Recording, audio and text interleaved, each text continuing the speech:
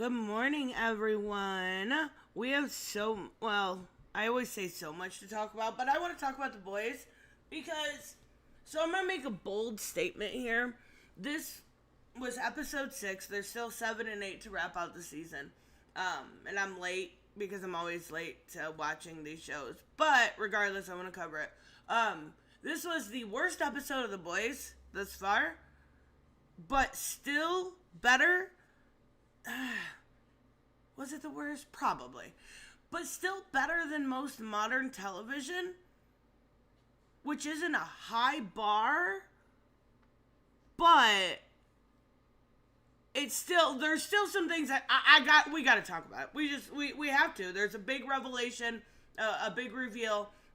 There is some essay, like,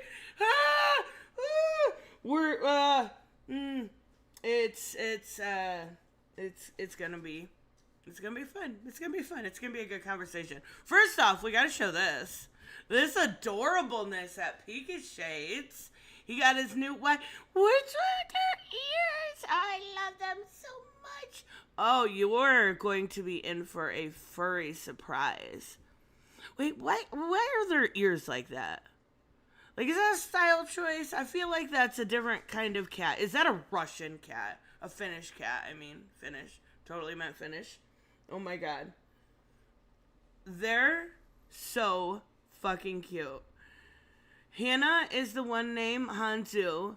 And Magic Merlin or Maddie. He's babysitting the kitties and I love them. I love them. I love them so much. They're so cute. I do. Did you push their ears back to make them look like that? I have to know. Pika, fill us in about the ears. But good morning to everyone. Good morning, Robert. Good morning, Hooded. Good morning, James. Good morning, Pika, who mentions the kitties. I'm walking on sunshine. Not as easy as it sounds. Good morning, James. Good morning, Steph. Me and Steph have already talked about this episode. It is, I don't know how I feel. I don't know. I feel like we're going to get into that. Like, I'm still digesting it, even though it's been like a solid 12 hours. Good morning, Punk. Well, Punk's Canadian cousin says, hey, chat, and ma'am, Tristan, just popped in to say fucking hey before I head out to the gym. Oh, by the way, Canada rocks. I mean, I guess it's real because A-Train went to Toronto. So I guess, Punk. I guess. Good morning, Reese. Speaking of walking on sunshine, Raymond says, what is this? Towlette is walking on sunshine. Well, what is he getting high? Is he huffing that? He's huffing some computer duster. Okay. All right, that's a thing. A towel huffing. They're American curl breed. Okay, I gotta click this. I need to know about the ears. Oh my god. They have unusual ears which curl back from the face towards the center of the back of the skull. They originated, I said, are they Finnish? But they're from California. These are some liberal kitties. That's what they are. I guess so. Good morning, Gary. Good morning, Cyrunix. Good morning, silly girl. All right. Jeff Lemire is back at DC. Wait, is his exclusive at Image over? Or was it Dark Horse? Wait, hold on. I actually got he does that whole, like, what's it called? Substack thing? And I got one yesterday. I just never clicked on it. I might have deleted it before I even looked at it. He may have announced it in there. I don't ever open those. But that's very cool. That's awesome. I was physically uncomfortable and left the room numerous times. Okay. So, let's talk about the boys. And I also have a funny video we may watch, or we may go straight to Wolf Among Us, because that game is fucking awesome.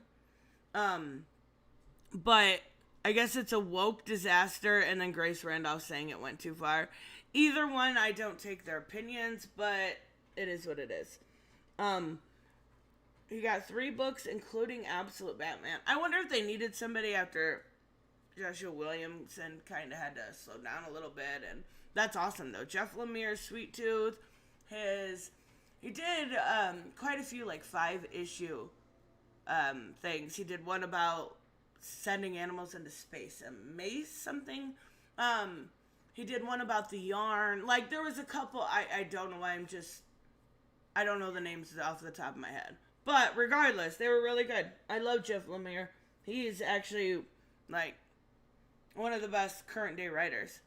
So, we're going to talk about this episode because it was all sorts of uncomfortable. And, there's this, spoilers. I'm going to preface by saying that. There's two really emotionally impactful moments. One with A-Train and one with the female, Kimiko. And we don't see Frenchie at all. Like, I would be very curious. I know where they're trying to do kind of the idea of justice or lack of injustice with Frenchie. But I wonder also at the same time, like, my brain wonders if maybe they are not able to use Frenchie because he's maybe filming something else, because he wasn't in this episode at all. Not even a little cameo. So, I'm curious. Butcher is your favorite? I love the whole, okay. Butcher's the new Eddie Brock. Like, is he Venom? He's definitely Venom, right? Like, I don't know. It's very weird. The Courting and Grace Randolph, their opinions are not always worth considering. Well, that is fair. But even a broken clock can be right twice, or wrong twice a day. Right twice a day? Right twice a day. And this episode did push the envelope. Like, it absolutely did. In the BDSM category, we're going to get into some nitty-gritty subjects here. So if you're not into piss play, well, actually, I probably won't be able to show much of it. Like, I can't show anything besides still shots anyways. But, what's the matter? No, I'm mad at you. You cut my eye, dick. Frenchie refuses to see us. I know, I'm super sad about that. Like, Frenchie is just the way he carries himself, the way he talks, the way he interacts with people, the way he's taking care of the female. I'm probably my favorite character. Probably hands down my favorite character. I love him. Todd, good morning. So you'll finally agree with me. Okay, so I'm gonna claim something right here. I was right. Not Todd. Todd wasn't right. It was actually my idea that Jeffrey Dean Morgan was all part of his psyche. Is it Kessler? Was all part of his psyche. It wasn't Todd that pointed that out. Not a little bit. It was me. It was me all along. Todd had nothing to do with it. But he is. He's the devil version, whereas Becca's the angel version. We finally get that realization. And actually, it makes a lot of sense. But also at the same time, I kind of hoped for more. You don't bring in, this is my big gripe with that, right? You don't bring in somebody like, stop it. I hate this, I'm using a High Seas one because if I use Amazon, it blacks the picture. So whenever I do anything with it, it brings up an ad. So we're going to have a lot of that. But you don't bring, this is my big issue, right? And this is why I actually had hoped not Todd, I was wrong about the theory, not Todd. Was because you don't bring in somebody like Jeffrey Dean fucking Morgan to make him a figment of Billy's imagination. He should have been, and I think it would have been smarter, going all the way back to Gen V. He should have been Tech Knight. 100% should have been Tech Knight. He fits the role. He's played Thomas Wayne before, right? It makes more sense. He could play the racist white dude I mean, we saw him as Negan. He plays the villain role so well. They should have flip-flopped actors. And I don't know if it was a scheduling issue with Tech Knight from before or starting out in Gen V or whatever, but he should have absolutely been Tech Knight. And they definitely left a lot of Tech Knight's character out. So Tech Knight in the comics was always like a mix between Iron Man and Batman. They left the Iron Man completely out. Like, there's no Iron Man suit. There's nothing like that. Like, even going back to the comics, like, I did say spoilers, so I want to make sure that's still clear. But spoilers for the comics. Going back to Tech Knight's death, right? Like, he gets hit in the head and he dies unceremoniously. But in his head, he sees an asteroid in space, flies up there with his Iron Man suit and starts fucking the asteroid, right? He starts fucking the asteroid and he saves the day. Oh my God. It's so great. Like, there are things from the comics that would be really funny in this, but would cost so much money. So much money. Tech Knight actor is amazing in Future Man, but I don't love him in The Boys. Okay, I don't love his character, but that's... You're not supposed to, right? I think he's a great actor, and I don't want to take that away. But I don't think you get somebody like Jeffrey Dean Morgan without, you know, giving him a bigger role. So either we're going to get something big in the next two scenes, or 2 episodes, maybe a flashback to when he actually left him behind, or something. I don't know. It's weird. And there was also, too, like, for fans of Jeffrey Dean Morgan, and I don't know if this was done on purpose, but I don't really believe in coincidences either. He fucked his space rock. He absolutely fucked. Tech Knight died in his mind fucking a space rock and saving humanity. Really, he just got hit by a wheelbarrow and died because he had cancer. But it's pretty funny. More like Kink Knight. Oh my God, it's gonna be. It's so hard to talk about. Okay, we'll get there. There's also 2 really cool things, and I don't know if they did it on purpose. I think they did. So with Jeffrey Dean Morgan, he's also beloved for his roles, right? One was in Supernatural, and obviously The Walking Dead is where I love him from. But he had 2 lines where he said, the one was Daddy's Home, and that's from Supernatural. And the other one, I swear to God, it makes me so happy because he said, I killed Ezekiel for you. And I'm like, please tell me that's a little nod, right? That's a little nod to The Walking Dead. Come on now. Please, please, please. Oh my God. He literally got his rocks off. That's the best pun of the day. That's the best pun of the day.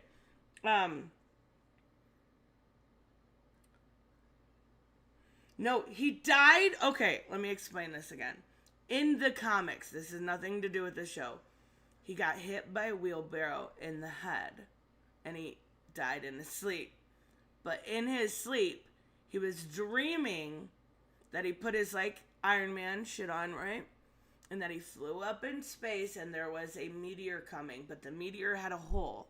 Tech Knight has a thing for holes. He fucks all of them. So he fucked the meteor, right? And it exploded, and that's how he died. They exploded together, shall we say.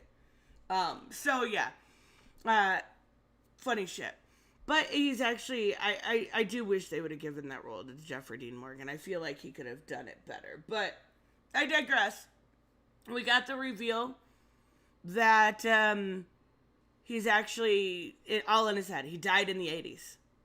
So this is just part of Billy Butcher's psyche. And we don't actually get that reveal until we see...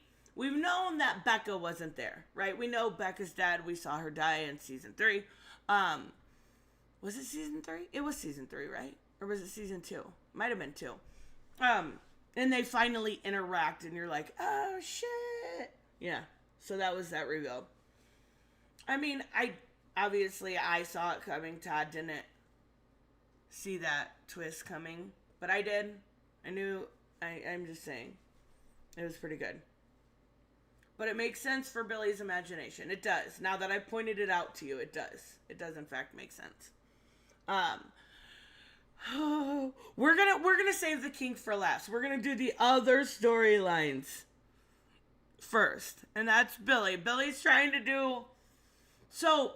The decision he's going angel and demon from is the global pandemic of killing. The only way, okay, let me explain this correctly. The only way for the virus to work, they have Samir kidnapped. The only way for it to actually work, on a scale like Homelander, on a soup like Homelander, is to make it airborne, which would be genocide, because it would kill everybody, right? It would kill everybody. It would kill Ryan. It would kill Starlight. It would kill the female. Like, all of the soups would be dead. And that's the decision that he's kind of going back and forth with. I don't know if they're going to drag that. So here's what I think.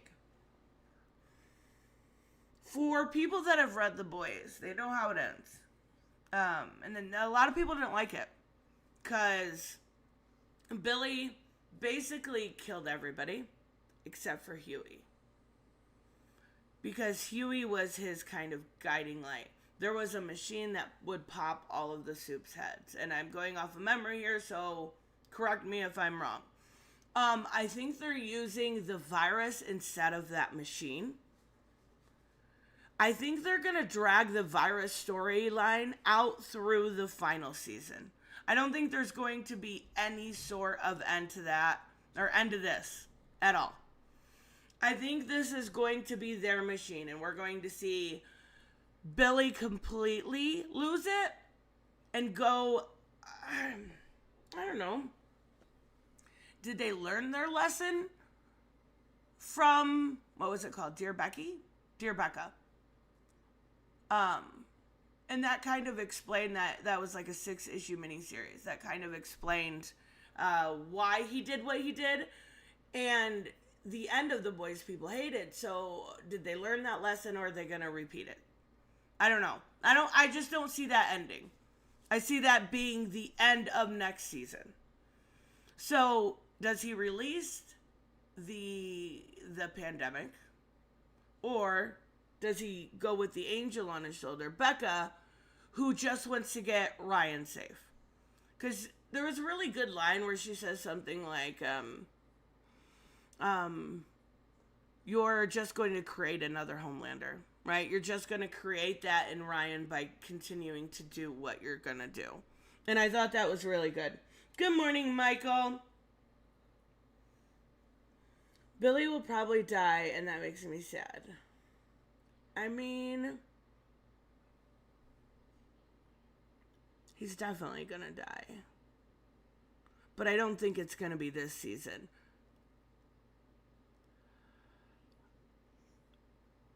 I'm trying to think. I know in Dear Becca, that was like his journal entry that Huey got.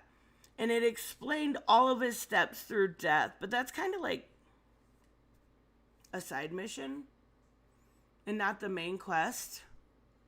So I don't know if they would include that or not, but he's definitely dying. He's definitely dying. Fucking James said his soups stay 6 feet apart. They'll be fine. All they gotta do is wear a mask, stay 6 feet apart, and wash their hands, right? We learned that.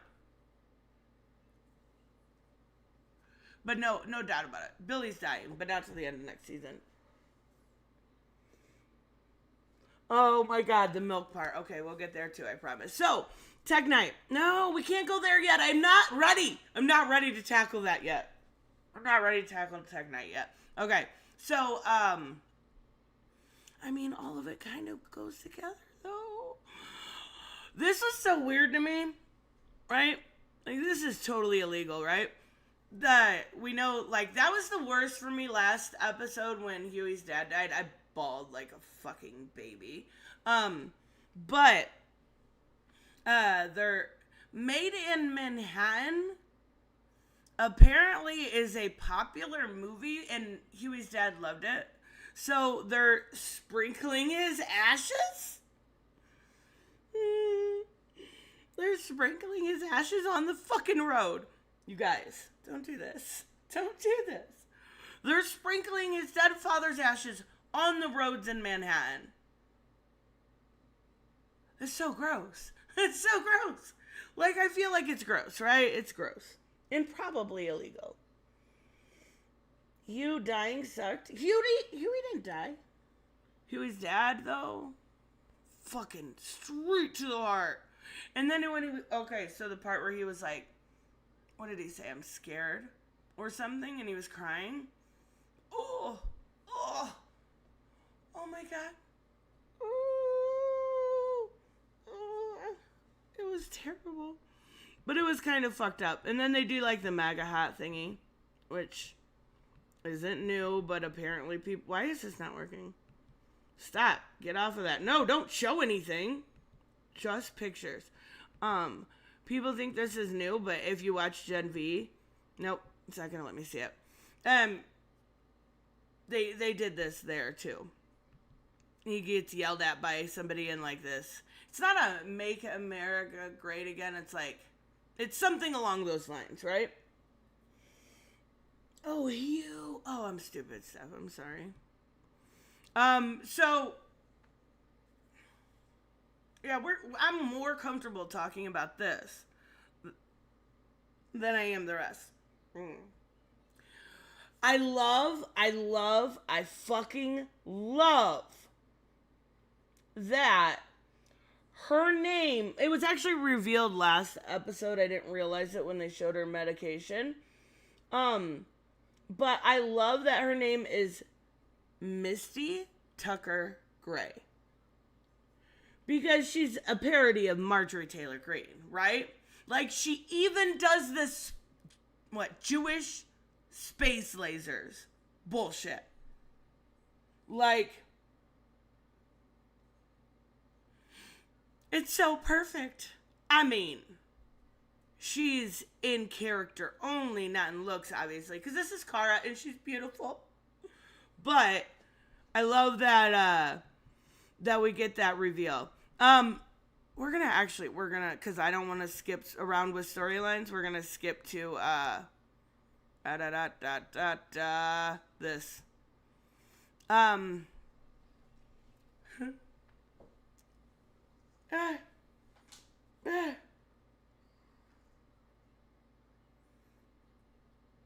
It is, it's Mommy Milker's time. It is Mommy Milker's time. She takes medication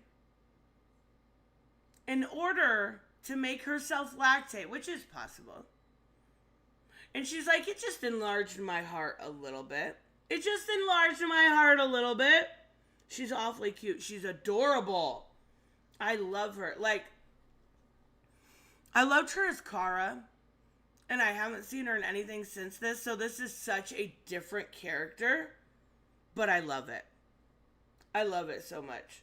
But she's lactating now. This made no sense. It made 100% of sense. Wait, how did it make no sense? It 100% made perfect sense for both Misty and Homelander. Right? Like, she clearly is one of the, like, fanatic. Like, beyond fanatic. And he misses his milk. Like, we saw that before. She said over and over again she would do anything for him. And in fact, she did. Like, I totally thought she was seducing him at first. And, no, let's see. She's just adult breastfeeding. Adult breastfeeding. Lactation can be induced. How doesn't it make sense? Oh, wait. Yeah. I just, I thought it was incredible.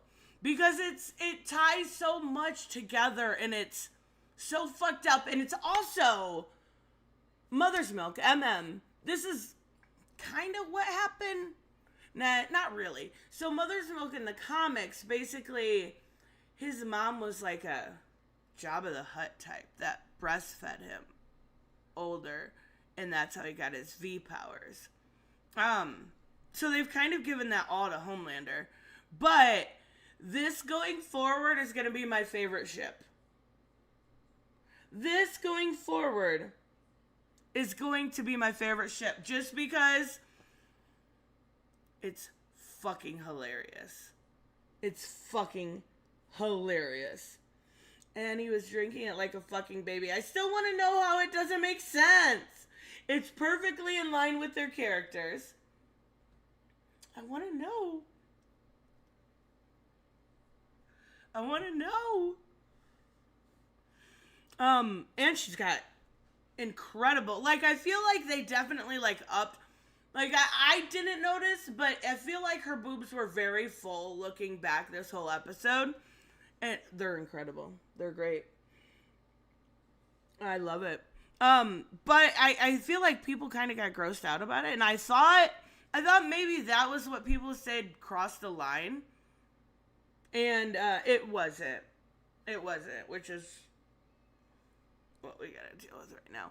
So, Web Weaver, which is also a character at Marvel. Which is a newer character at Marvel. Is there no copyright on that? Like, why would you create a character named Web Weaver and not copyright it? Like, they used to do that shit long ago. They'd create Spider-Man and then create Spider-Woman and just to have it so the competition couldn't take it.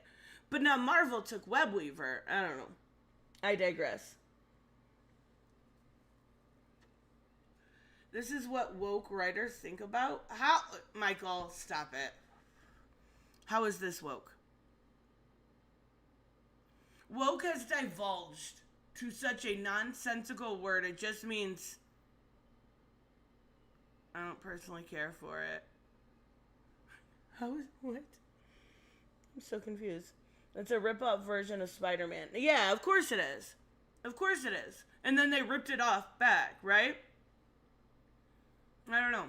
I think Web Weaver in Marvel is only a couple years old, too, if I remember correctly. It may have been like one of the Pride anthologies or something he came out in.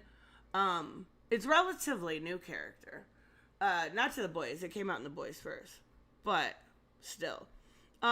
So we need to talk about the whole Tech Night Mansion scene, which is, this place looks incredible. The environment they created, so creepy, but also incredible at the same time. Some of these paintings, if you go back and look, okay, we'll talk about Web Weaver first.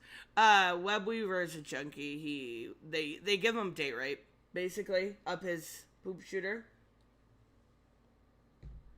And he's like, so he can sleep, right?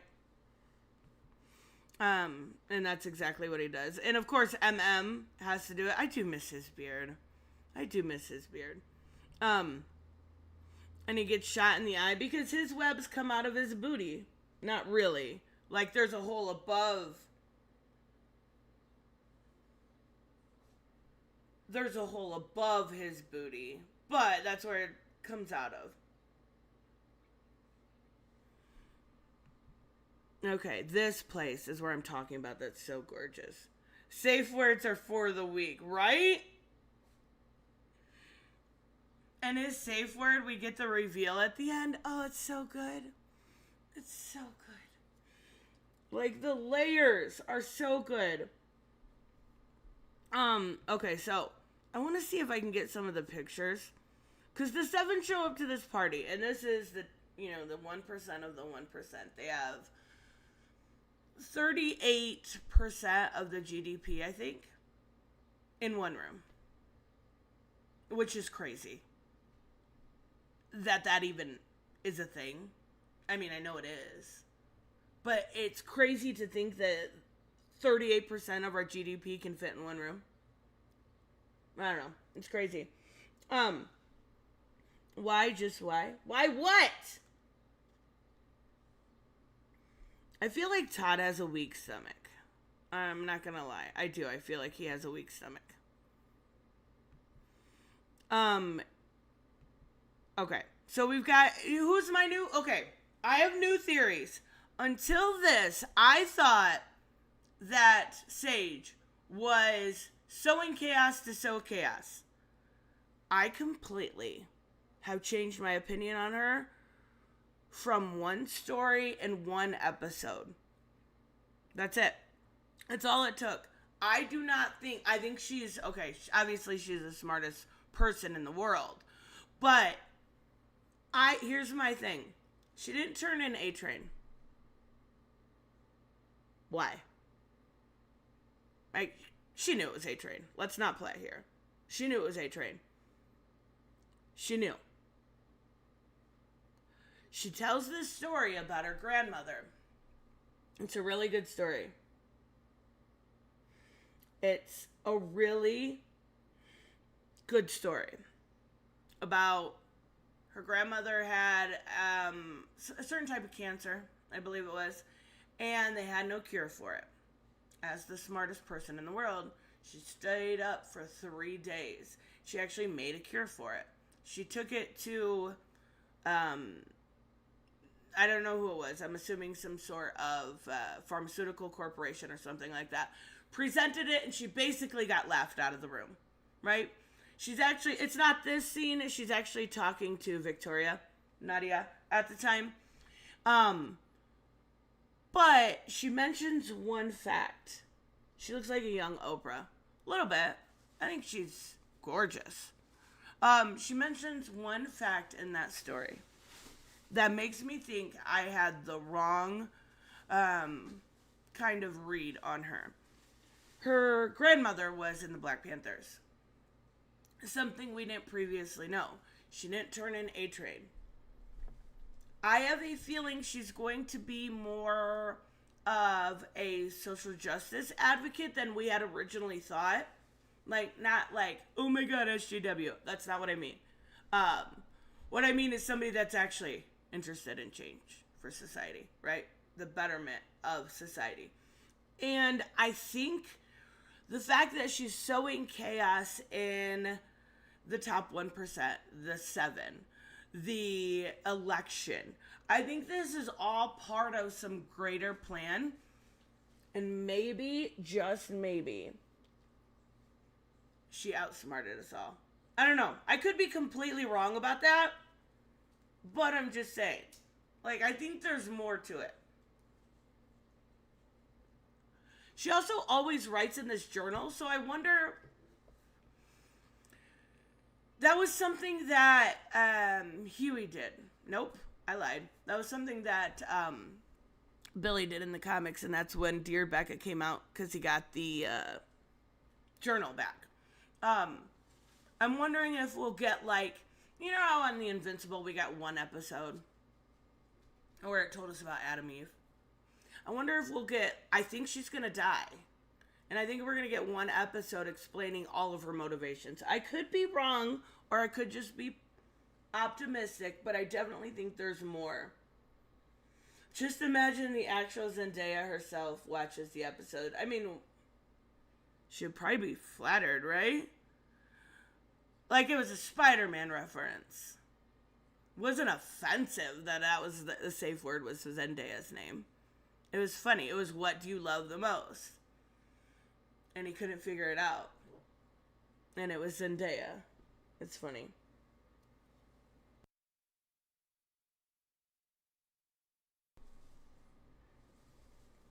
Good morning, Loki.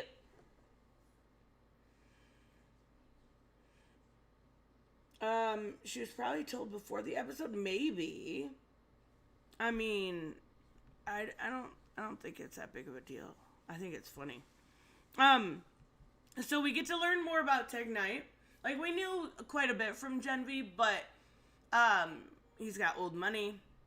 He talks about how his family. I want to show you some of the pictures because there's an actual picture, and I know I'm not going to get to it correctly, but there's an actual picture of the very first Grand Wizard of the KKK in his house. Let me repeat that. There is a picture of the Grand Wizard of the KKK in his home as he tells A-Train and I don't remember who else he's talking to. Maybe Firecracker. About how his family was generational slave owners, slave catchers. Like, how do you keep your cool in that situation? How? How?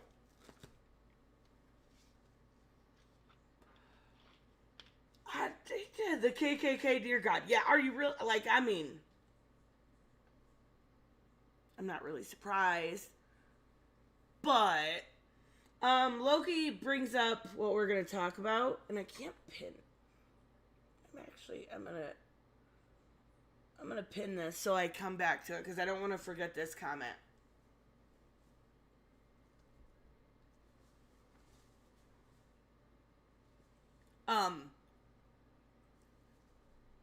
I don't want to forget that comment, because they're already showing signs that they're doing it perfectly. And we'll get there, I promise.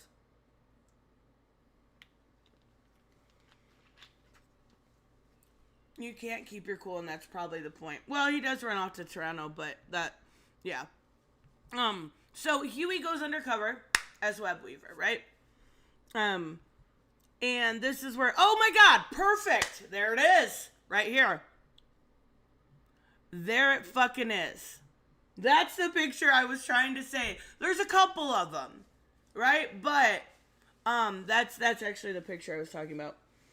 The funny thing about Firecracker character, the actress is LGBT. I did not know that. She said she was happy to portray a spoof of behavior of a right-winger. Well, not just a right-winger, right? Because not all right-wingers are like that. Specifically, Marjorie Taylor Greene, right? Like, alt-right. Like, crazy right. Like, Jewish space lasers right. Like, I actually didn't know that about her. So that's the picture I was talking about. But Huey goes undercover here. So the outfit does look dope, but it looked like it was just a little bit too big for Huey. Which, I mean, it wasn't his outfit to begin with, so it made sense. Silly girl, have a good day at work. Bye. So we see them meet, and mind you, this is the conversation I was talking about earlier. Tech Knight's powers are perception. That's what makes him the greatest. I guess perception is not the right word. He's able to tell the smallest of things, the change, the sweat on your brow, the difference in heart palpitations. He's able to tell all of that. Sensory perception. And he's basically Batman in this story, right? But Huey is undercover. He goes down to the tech layer, right?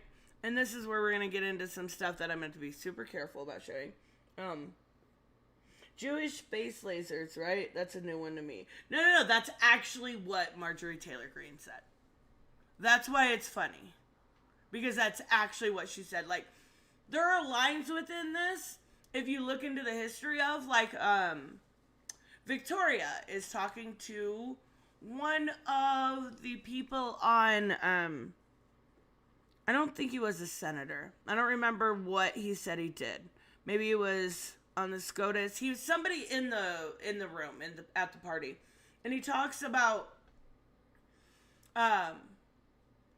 She says I just got explained abortion by somebody who won't even go to dinner, or won't even be in a room without. Son of a bitch! What'd she say? It's something that Pence said. Like, they take a lot of things of what has actually been said and put into this. Won't be in a room alone with another woman or something like that. It's something that Pence had said previously. So there's a lot of really cool Easter eggs like that. Like, it would take forever to look into all of them. Spiffy said, I just got here, and the first thing I heard was Jewish space lasers. Welcome. Welcome to the insanity. The Black Alfred people kept referring Tech Knight's butler. Oh, he's definitely supposed to be black. Actually, he's white in the comics. But it made sense to make him black in the show. Because, obviously, Tech Knight is not exactly, like, keen on black people. He's calling him master, which is always weird. In that kind of a setting, like, your dad, basically. Like, Master Bruce, Master Wayne, I still hate when they use it, but that is it. Can't dance, don't ask. Well, I'm asking. We need to see you dance now.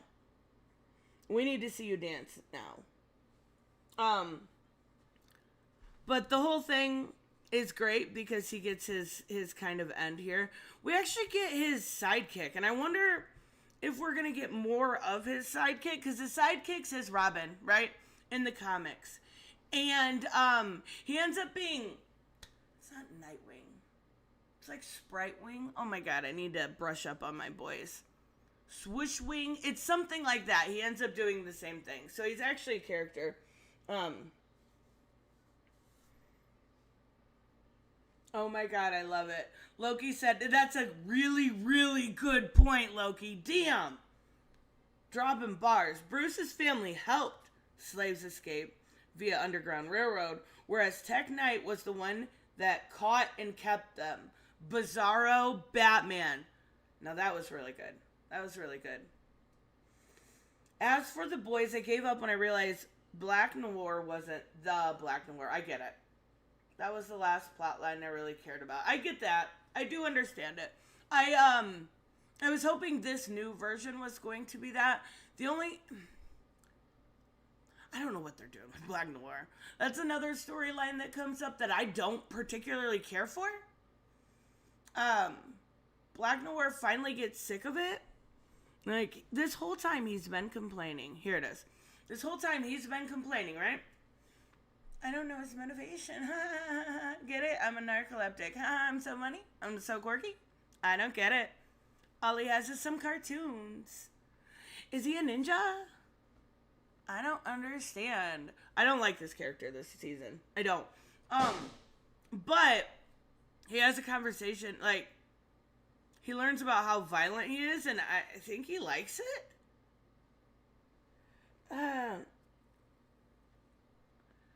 I guess. I don't know. I don't like this character this season. I'm not gonna lie. There's been no growth. There's been complaining. It's a wasted storyline for me. Same with the Deep for the most part.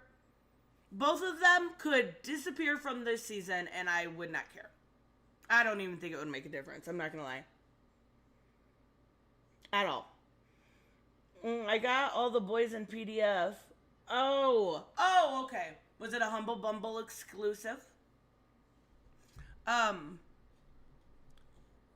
It's been a minute. I can't remember what the sidekick's names. I know his name started with an L, like Lorenzo or something, and then it ends up being like a Nightwing ripoff. But he's not really that important. I don't see him coming back even. But okay, yes. Back to enough about Black Noir because he sucks. during that whole time when they're talking about basically Tech Knight being, coming from old racist money, he says that he would have been able to catch A-Train. Okay, gotta be real careful now. What? I know this show says some out-of-pocket shit, but come on. Come on. Come on. What? Okay. Another thing, too, is Black Noir literally got his skull taken in half and lived. He got worse from Homelander, gave him when he fought the Quiet Girl. How does he not heal from that? Didn't he take out his whole gut, if I remember correctly, when they killed him? He fisted his stomach, if I remember. And, it was that, right? Or there was a peanut allergy thing, too. I think it was the fisting, though. Not fisting, like a cock so big you could fist it. But, like, fisting of the stomach. Black Noir does suck. Tell me one good storyline that he has had this time, besides going, oh my god, I'm so quirky. I'm gonna punch the air, even though Black Noir would never do this. Oh my god. I fell asleep during a meeting. Silly me. No. Disemboweled. Yeah, that's another word for fisting. Yeah, sure. Sure. Also, I think I've seen Tony. Good morning, Tony. Even though he just comes in, says something, and then immediately leaves. So I wasn't super worried about it. I gotta be really careful. So this storyline gets fucking horrifying. Which brings up, so Huey volunteers, I want to make this clear, to do this, right? He gives consent to go undercover, but he does not necessarily, does he consent to what happens? No, not really.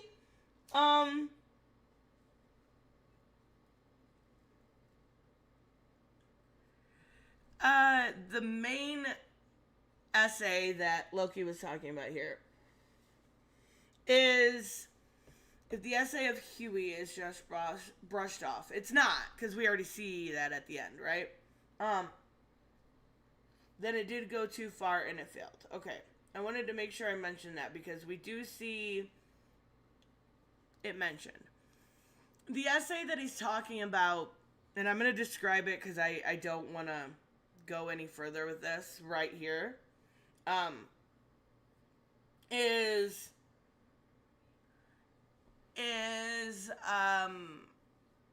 he's getting his feet tickled, and Ashley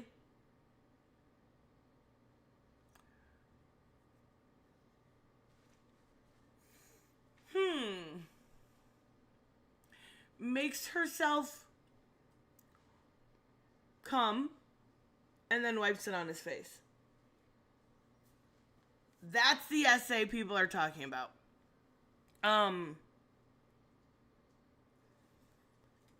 It's fucked up. It's super uncomfortable.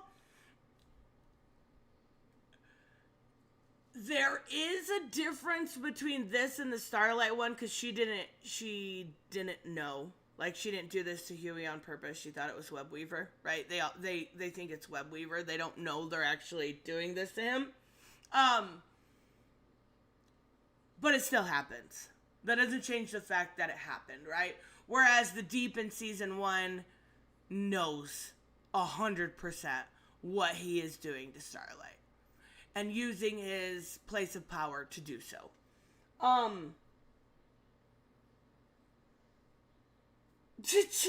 Raymond said sometimes you gotta pay extra for those kind of services. Like, what's the weirdest part to me is tickling is fucking torture. Oh, it just clicked in my head. They're masochist. They do see it as torture. Okay, never mind. Yeah. That's it. Headlines made it sound like it was a savage beating. Does she stink? Then it's bad. Not. That's it. That's it. I thought he got violated in the butt. No. No, he didn't get violated in any, like he was about to get his stomach cut open. But, no. Did she say sorry? She stinks. No, no, no. Like, she went to go replenish her juices. Yeah, that's it. That's what people are saying went too far. It is very, very uncomfortable, and I can't, like, show anything. It is very, like, it's made to make you uncomfortable. Like, they have something in the back that, like, they don't use it, but they show it. It's like you piss in, and it's like a piss shower. Like, there's just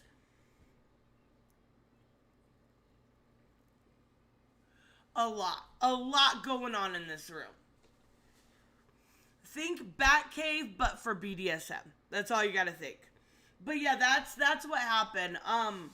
And people are kind of clutching their pearls. I get it, it is, and I don't want to say it's not SA, but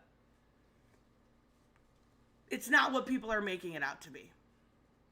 And also we see towards the end. Let me see if I can find it without showing. Nope.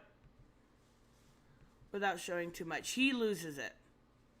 He fucking loses it. He's clearly not okay. I know it's towards the end. Yeah. Like, they're clearly going to go on this subject. He's bawling here. He tells Starlight what happened with Ashley. And he's like, I'm not okay right now. So they're going to go down that subject again. But from the male perspective, whereas in season 1 we got the female perspective, right? It is awfully funny to me that we didn't see, oh my god, the boys went too far when it came to Starlight. But now that it's a dude, it's too far. It is awfully funny in telling. He got raped in the comics. I think that's why people think they did it. Yeah, I agree. Yeah, and I same with Invincible. People thought that was going to happen, and this is one thing I do love about this. Like, I like the boys comics. It's cruel for the sake of being cruel. It's dirty for the sake of being dirty. It's over the top for sometimes the sake of being edgy, right? I feel like the show tones it back just enough, right? To make it more digestible. To make it, not cleanses it, but kinda. Like, with the Starlight stuff, right? In the comics, she was gang raped. She didn't just go down on the deep. She was gang raped by everybody in the Seven, including Homelander. They do change quite a bit.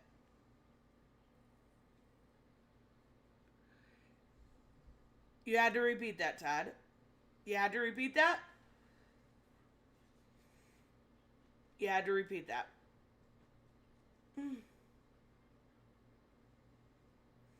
What pisses people off is Eric Kripke's comments about being done for laughs. Wait, did he say that? Hold on, let's look it up. I didn't know he said that. Let's see. Let's look this up. And then Eric Kripke.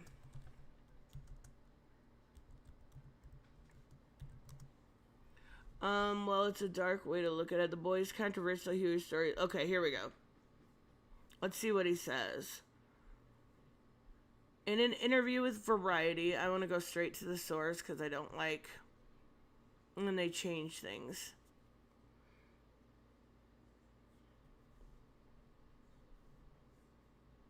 Stop it.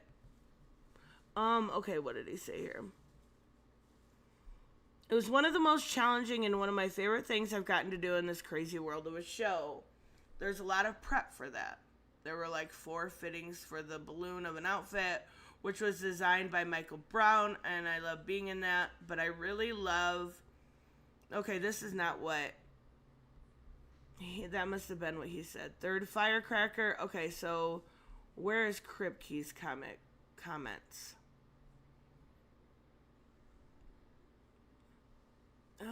Let's see. What's that thing when you search? Is it like F4 or something? Okay, well, were there any pieces of that scene either writing, okay, that what said too far? Okay, no, it's pretty much just scripted. We had our poor writer's assistant do a long, oh my god, imagine being that. Oh my god.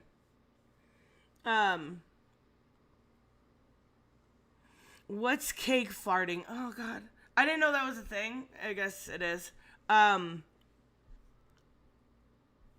Where? After going through that, Huey finally breaks down into tears with Annie at the end. Will we see more fallout? Here we go. Here we go. Perfect.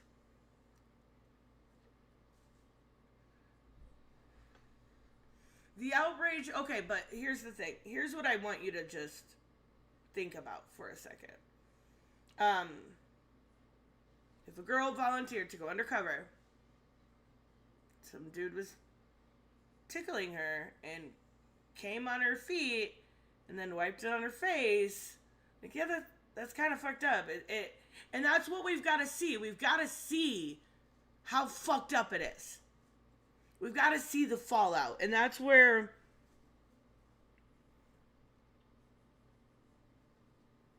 Oh, that is fucking cool. Wait, you're not doing Deadly Alliance? That's fucking cool, Icon.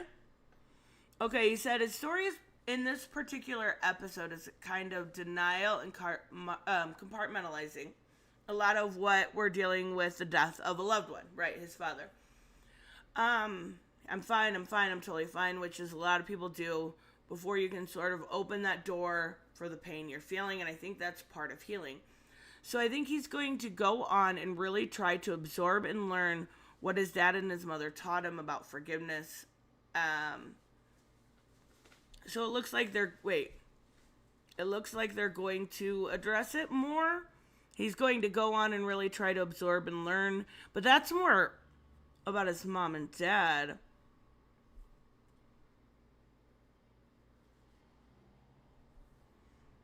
I want to see where he laughed at it.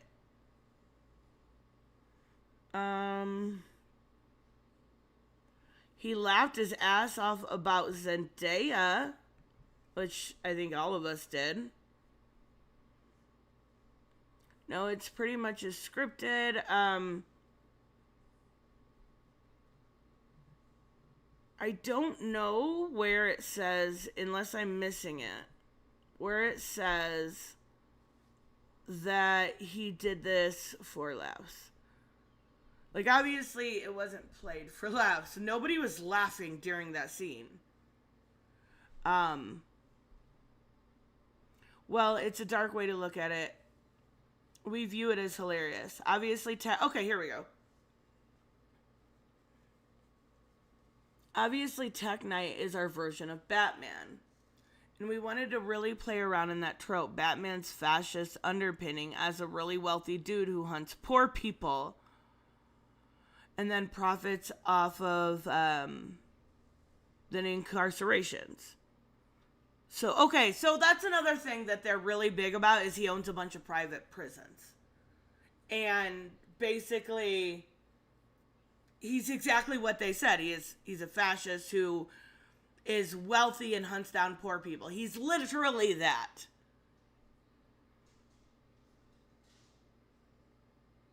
I think earlier Kripke said the scene was hilarious and Batman was a fascist. He didn't say Batman was a fascist.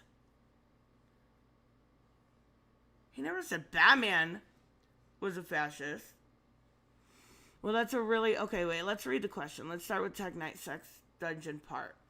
Where did the idea come from and why bring Huey into the situation? Kicking him when he's down and having him sexually assaulted by his childhood hero after his dad just died. Well, that's a dark way to look at it. We thought it was hilarious. Oh my god. Okay.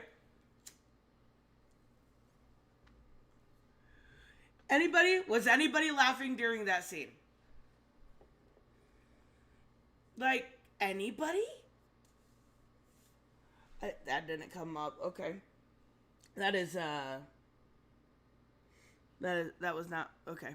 Obviously, Tech Knight was our version of Batman, and we wanted to play around in that trope. Batman's fascist underpinning as a really wealthy dude who hunts down poor people and then profits off of the incarceration. Yeah. He doesn't call Batman a fascist. He's saying he's their Batman. And he profits off of, because he owns private prisons. So of course Tech Knight is their version of the world's greatest detective. He's putting people behind bars in these prisons that he owns. So, no, they definitely didn't call Batman a fascist. They were talking about Tech Knight. But he definitely did say we view it as hilarious. Tech Knight was already set up to be a freak, so we were kind of already halfway there. And then the notion came up, we should have a Batcave. And let's be honest, the Batcave would be a sex dungeon. Like, even the real Batcave is just this side of a sex dungeon, yeah. It's really dark, and there's rubber suits everywhere. It's not a bunch. Yeah, okay. I see it. Oh my god. I think the dude is saying Batman has fascist underpinning, and that's why they wanted to work with. I don't think so. But Batman does have fascist underpinnings, right? Like we all do. Underpinnings. Not calling them a fascist. If you don't agree with Batman's version of justice, you get put away, right? That's what I think he's saying.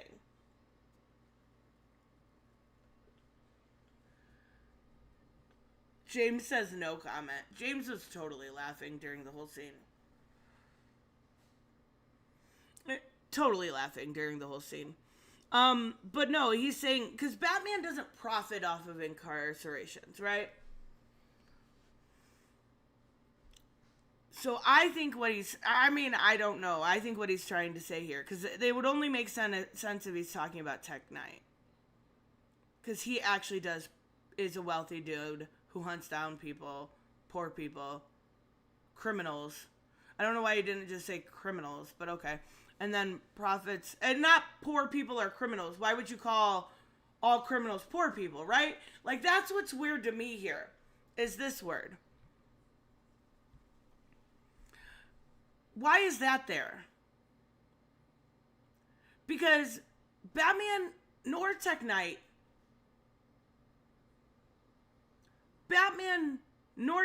are not just going to randomly hunt down poor people. Right? Like, if a criminal is Donald Trump, they're going to hunt down Donald Trump. If a let's be real, most of the people that Batman, and by extension Tech Knight, hunt down are not poor, because they can afford the fucking killer ass outfits. They can afford minions. Like, Penguin is not poor. This is what makes me think, like, Eric Kripke has no grip of reality. And doesn't you just called, I don't know. I know some wealthy criminals. That's what I'm saying. He's not like going around town like, you're poor, you're coming to jail with me. That's fucking weird. Now, Tech Knight, that's different. That's a little sus. That makes me look at you like a little side eye. Like, do you think all criminals are poor? Do you? It's weird. And that's exactly what I'm saying, Spiffy. Like, you don't get to the level of Penguin. You don't get to the level of Joker or the Riddler by being poor. Like, maybe you're a henchman and you need a job. And we've seen that. Actually, we've seen that storyline through Monkey Prince, right? Those people aren't poor. Penguin isn't poor, but some of his henchmen might be. That's exactly what I mean. Like,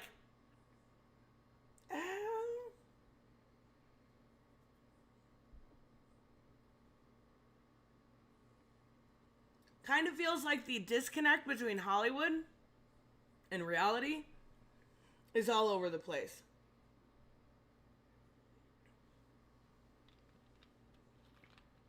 Let's be honest, The Boys is more shock value than substance nowadays. I 100% disagree. I 100% disagree. Like, it's easily my favorite show. Besides Gen V in the past 10 years. Easily. But this feels like I'm super privileged and I just called all criminals poor and all poor people's criminals. Like, that feels weird. That feels weird. That feels super fucking weird. I don't know. But I think they're going to cover it. I hope they're going to cover it more than just this. Like, I feel like they need to. You ever watch Batman when you get a water cup video? No, I've never seen it. I have no idea. I have no idea what that is. Reminds me of that yes. Who was that too? Was that? It wasn't Greg Smallwood. I know it wasn't. Greg Weisman. Like, it's weird when you see this, like, I hate to use the word because it's overused, but it's Hollywood. It's very privileged. They come from money. They have money from working, Eric Kripke is not a poor person. Also, there's this idea that it also, like, alludes to this idea that all poor people commit crimes. Like, I don't know. I don't like it. Gary Whitta. That's who it was. Where the fuck did I get Greg? The Alkalite is better. No. Stop it. Fucking got jokes this morning. At least Alan Moore made his deconstruction of James Bond and Harry Potter in the League of Extraordinary Gentlemen series truer to text than this. Than the show, and I'm super offended right now, Pika, by the way.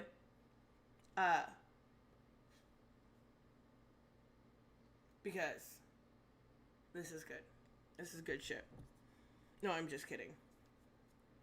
But I see what you're saying. But it's Alan Moore, and Alan Moore will always and forever now be the get off my lawn old man. Like, that's just his legacy at this point. Like, love me some Alan Moore, but I would be afraid to be around the man. Not because he's creepy, because he's grumpy, and I can't do grumpy. HOTD. See, I've never seen Game of Thrones, so I don't know. And I want to watch Shogun. I've heard so much good about that. I have. But for shows that I've seen, and I know we gotta watch the new, trailer for Agatha, and, see if that's gonna be any good. And I know I think there's a trailer for, Umbrella Academy final season, which is another really, really good show if you guys haven't seen that one. But I've never seen either one of those shows, Loki. So, of the shows I've seen, you're wrong. The only show that's even, like, second to this right now, or that's recent, is Invincible. His values, his lawn, and the gnomes in it. I mean, but I wasn't even gonna touch him. He's just grumpy. All right, what did we miss here? So we did the essay thing. Oh, there was one scene, you guys. Okay. Frenchie's in jail. Stop it. Fucking pirate site. If Amazon would just let me show the shit and not block it, then it wouldn't be an issue. Okay, that's just not working anymore. And I don't know what that is. So anyways, I'll just talk about it. The female goes to visit Frenchie in jail. And they're like, over and over again, he's refused to see her. He's punishing himself. He won't see Kimiko. And she writes a little thing and she says, I have nowhere to go. Oh, heartbreaking. Heartbreaking. And then there's one other really good scene, and it's gonna pop up, isn't it? Motherfucker, you were doing so good. I believed in you. All right, we'll just leave it on her face. Very different looking than the first season, but we'll leave it on her face.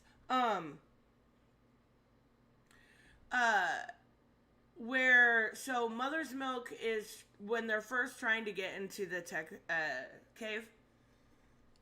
It's having a conversation, so to speak, with Sage, and Sage knows all about his family, which is weird. So obviously he's bugged somehow or another, and Mother's Milk has panic attacks, right? And he's doing the hand thingy where, open and close, trying to get the blood flowing, trying to not have a panic attack, and he does.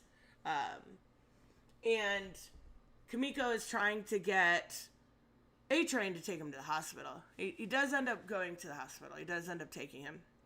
And there's just really, very heroic moment, because he sets him on a stretcher outside. And this little boy just looks up at him like he made his whole world. And I thought that was so, for the bit of wholesome moments we have, and that was the only one this entire episode, it was really, really good. Really good. Erin looking in the mirror. Oh, poor Erin. She does look better than that initial picture that we saw, but girl, Hollywood made you think you were ugly and had to change yourself, and you did not. You were gorgeous. You were gorgeous, and nothing needed changed. Nothing. But I thought that, heroic moment was really good. Believe me, I was shocked when I read those versions, but I was able to grasp where more was coming from with them.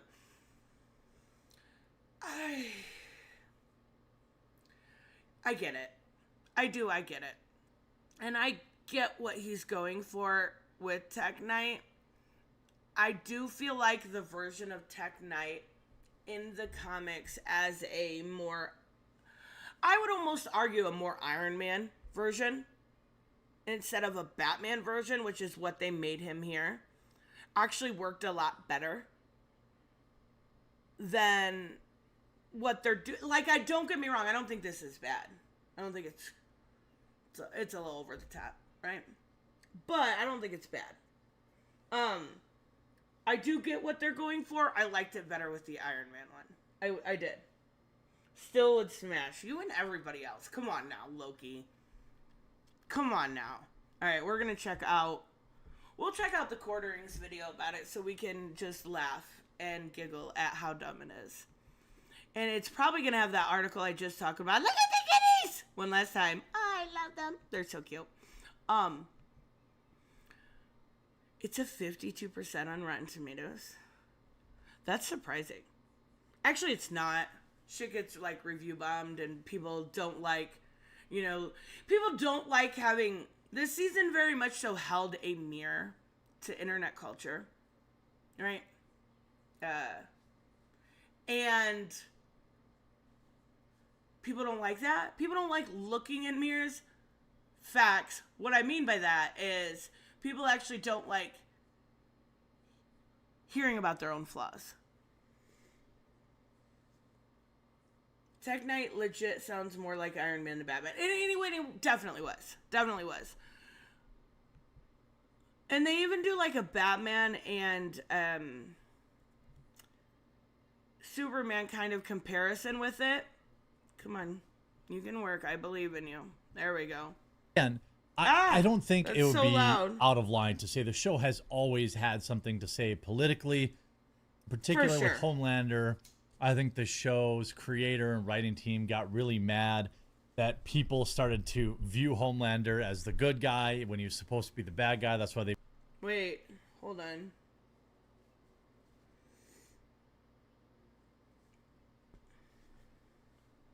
When? Is this a Rorschach situation? Did people actually view Homelander as the good guy? Like, straight up from Jump Street. He was like, killing people in planes. Like, what?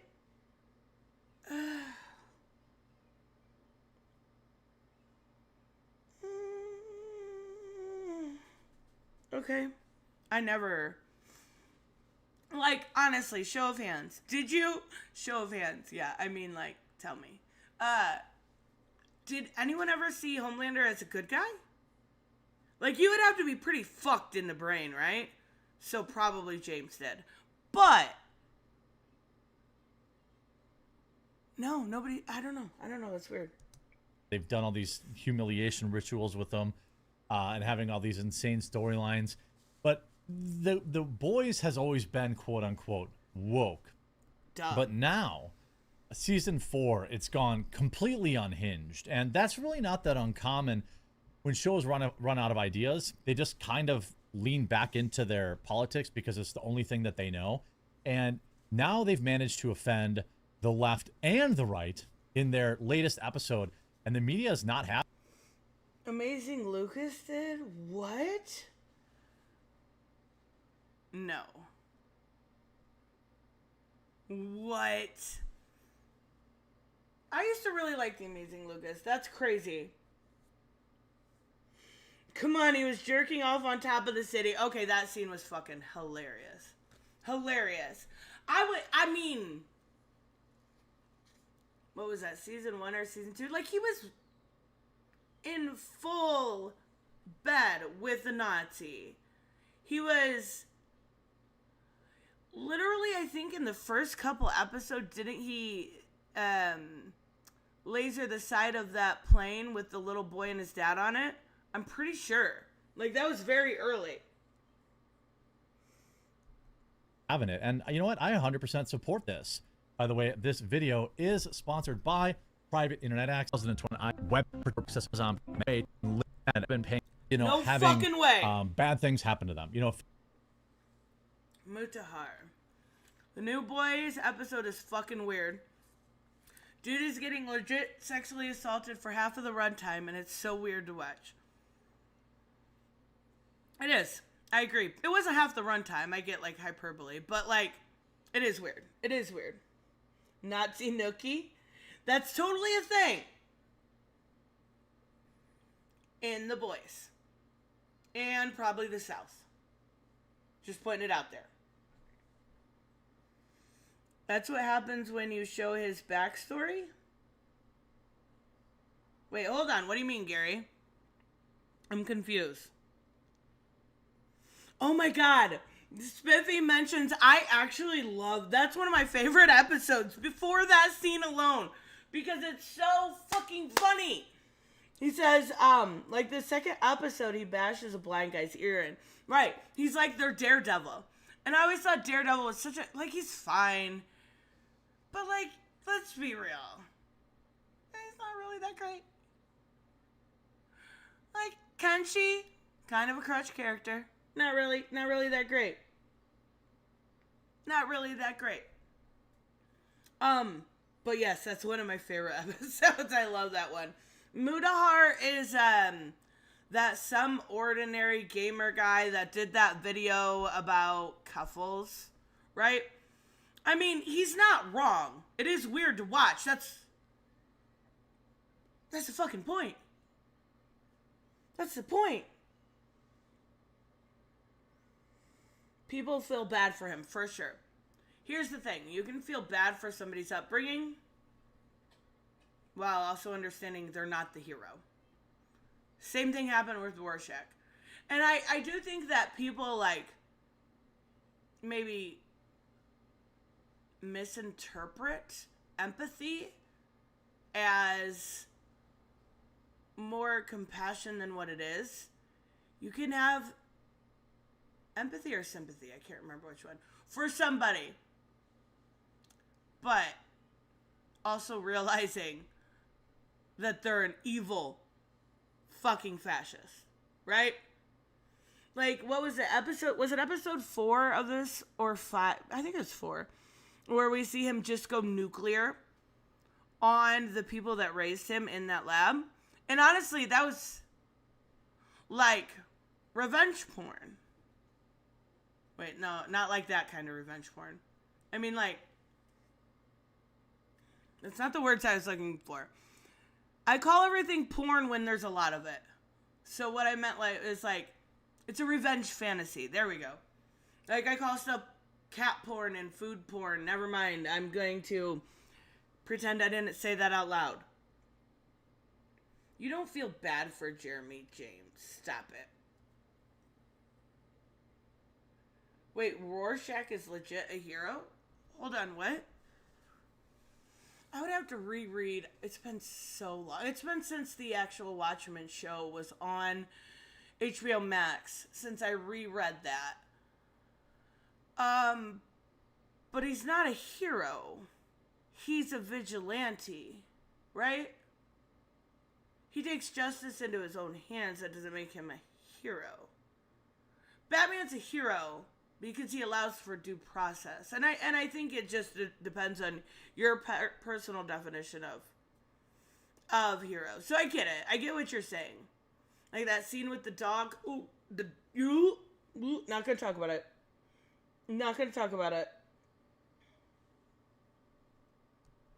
If it were a woman, it would be terrible. If it's a man, ha ha ha, it's funny. You see okay, thank you, Smithy. from some oh my god. Ordinary gamers tweeting out to 10,000. It was a blonde moment. It was a blonde moment. 1,000 likes.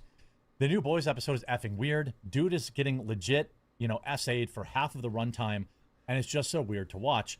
According to the writers, they thought it was just hilarious. Okay, that's what we just watched. That this guy was having terrible things happen to him. Well, that's a dark way to look at it. We view it as hilarious.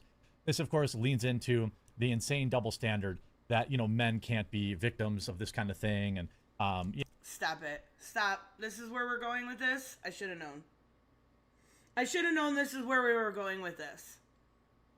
Stop the cap. There may be like a few crazy feminists. I don't know. I don't pay attention to them because that's what they are. It's crazy. There may be a few crazy feminists that think that. But another thing that doesn't help that is when you have like, you'll see it all the time, right? It'll be like, teacher assault 16-year-old, not assault, like teacher convicted of something with a 16-year-old. And all the dude in the comments, and if it was a female teacher, all the dudes in the comments are like, that's not assault, brother, that's a fantasy. Like, stop it. Stop doing the victim bullshit. No such thing as evil. That is something humans come up with to make themselves feel good because they want to distance themselves from the worst of humanity. Damn, Gary. Gary's getting fucking deep this morning and shit. Gary just did. Gender is a construct, but with evil. Fuck, he might be right though. I'm gonna have to think about that one. It definitely is a construct, but like a subjective one, right? Damn. Okay, that was deep as fuck, Gary. Respect. Robert said, I've noticed two extremes to misreading villains. You either have ones thinking, oh, they're like real heroes because they agree with their views, Executioner and X-Men 97. Before I watched that show, I remember you mentioning that Alpha Eagle agreed with Executioner in X-Men 97, which is actually hilarious because he's a white racist, right? Like, that's his character. He's a white nationalist. I mean, it's on brand for him to agree with it, but I'm just saying. Or they assume they'll feel like, oh, they mean me when it's extreme examples shown. And I feel like that's the latter there. The latter there is what we're seeing now, right? Because people do, like in this show. So they mention, that's actually a really good stream topic too. Gonna have to put a pin in that one.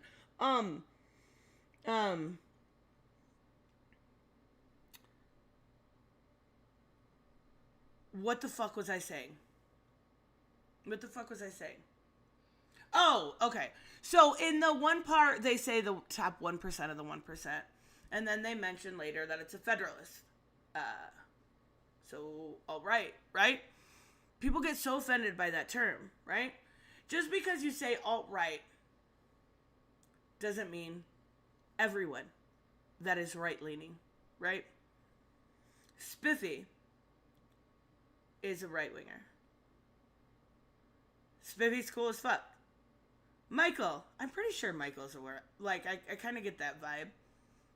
Michael's cool as fuck. Like, that doesn't... I would never look at them and be like, they're all right, white nationalists. No, that's a very specific demographic. But a lot of people that are just conservative or just right-wing or just Republican get offended by those terms. Same with, like, SJW or woke or whatever. Like, the left does the same thing. I don't really know the terms for that side. Is there alt-left? Is that a thing? Maybe? No, what would it be? Communist. Maybe? And I'm the best communist around. So, I mean, there's no doubt there. A Biden moment. Facts. That was absolutely a Biden moment.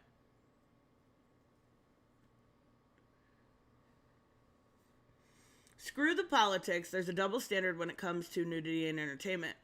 There's way too much male nudity. I prefer none. But the hypocrisy is wild.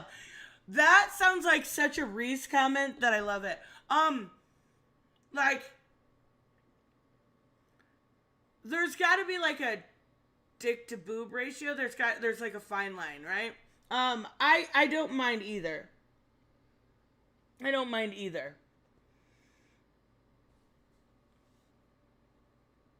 Maybe it was viewed as hilarious when they were filming it. And I think that's what he was trying to say. I don't think he was trying to say, like, the scene was hilarious. Because they don't... If they played it off that way, that would be one thing. The reason I think you're right, Raymond, is because they play it off as... very deeply uncomfortable. Very uncomfortable. And near, like, you know he's being assaulted. You feel his, like, pain and anguish. And, oh, God, it's hard to walk. You know, you should look into, well, anyway, let's stick to the story. Now the media is pushing back. And I have to say, I give credit to Eric Kane and even Paul Tassi. You put here, Paul Tassi, who definitely is a leftist. The Boys is putting shock value over story, and it's going very poorly. Season 4 of The Boys is nearly over, and things have begun to go off the rails. No, not in a fun, wacky way we usually see from the show, but in a way that's just unpleasant and bad. The content warning follows. This week's episode, Dirty Business, has a group infiltrating the, quote, an alt-right meetup, where a coup of the government is plotted. Also, Dirty Business was a little reference to one of the comics. I think it was like issue 6 or 9. I don't remember. No, it's the title of the comic where they actually go into, where Billy and Huey go into the mansion of Tech Knight, right? But it's way Obviously, early in the story. we see the parallels because these people can't keep it out. They're just trying to do the J6 thing, all that kind of stuff. Led by Homelander and Victoria Newman. What? And this evening, hold on, I missed that. That doesn't make any sense. We see the parallels because these people can't creating the, quote, an alt-right meetup, where a coup of the government is plotted. Obviously, we see the parallel. Oh, okay. Not that kind of coup.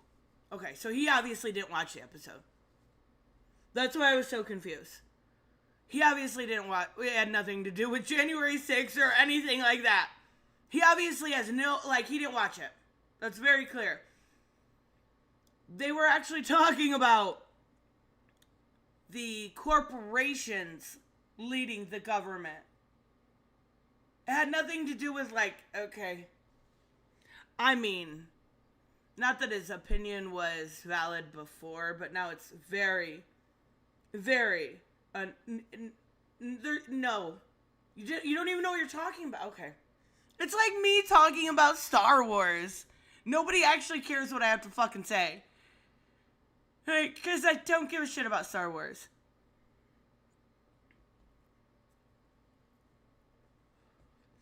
There doesn't need to be a ratio. Personally, I prefer less, but it just depends on what and when. Like, okay. Like, if it's some 50 Shades of Grey stuff, what dude is gonna care?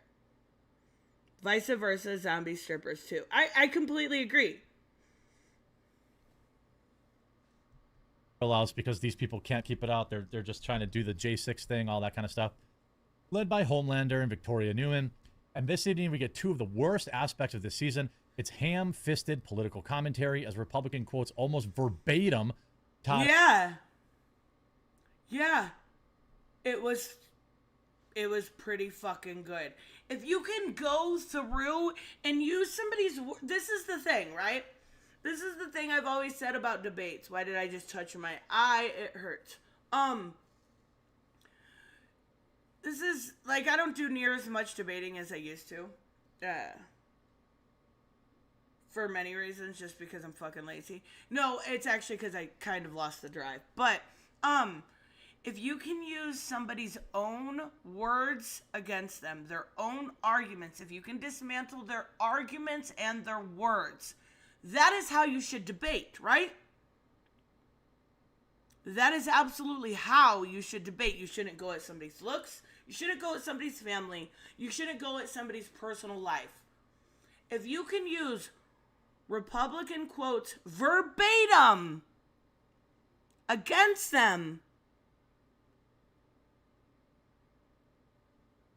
I call that a win.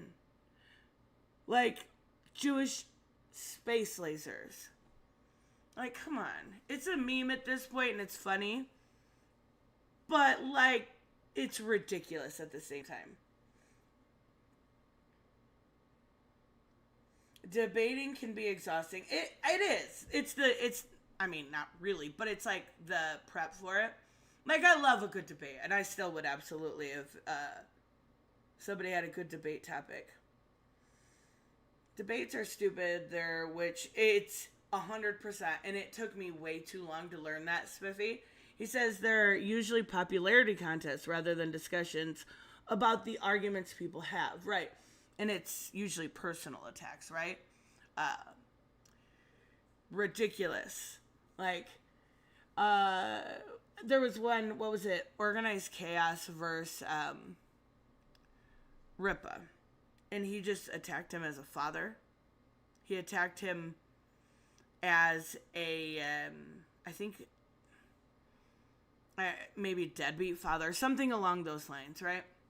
And then on the flip side, Organized Chaos kind of attacked him as a black man, it's stupid. It's stupid. Akin's famous quote, legitimate stuff declaration, and also the boys trying to outdo itself, not by better storylines, but character moments by just being gross, but in a way that doesn't work at all. It feels like this episode was trying to ape the infamous hero-gasm about a superhero hookup That's a weird thing, too, that so when they're trying to make this army, and they're trying to make this army of soups, right? But didn't they use, if I remember correctly, hero-gasm as a way to recruit people?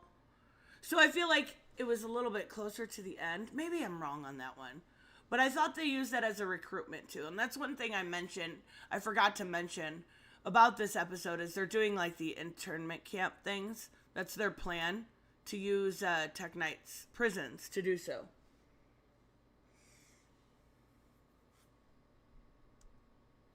Okay, somebody tell me what is up with the Jewish... Let me see if I can find it.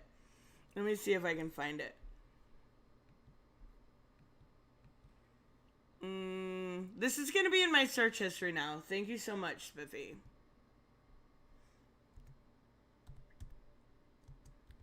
Jewish space lasers.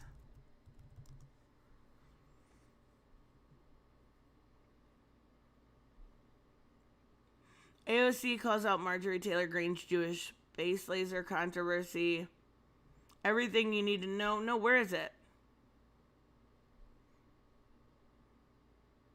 I just wanted to see the clip. I don't want to see your thinking atheist commentary on it or whatever it is. I just want to see the clip. Basically, she was talking. What is this? Can you tell me why so many people that support Donald Trump love conspiracy theories, including yourself? He seems to attract lots of conspiracy theorists. Well, let me tell you, you're a conspiracy theorist, and the left and the media spreads more conspiracy theories. We like the truth. We like supporting our Constitution, our freedoms, and America first. So, what about Jewish space lasers? Tell us about Jewish space lasers. No, why don't you go talk about Jewish space lasers? And really, why don't you off? How about that? Thank you very much.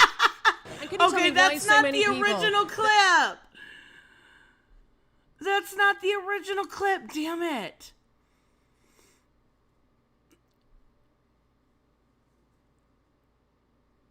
Green makes a fool of McCarthy denying her space laser theory. It was a whole thing. It's funny though, and I can't find the meme of it.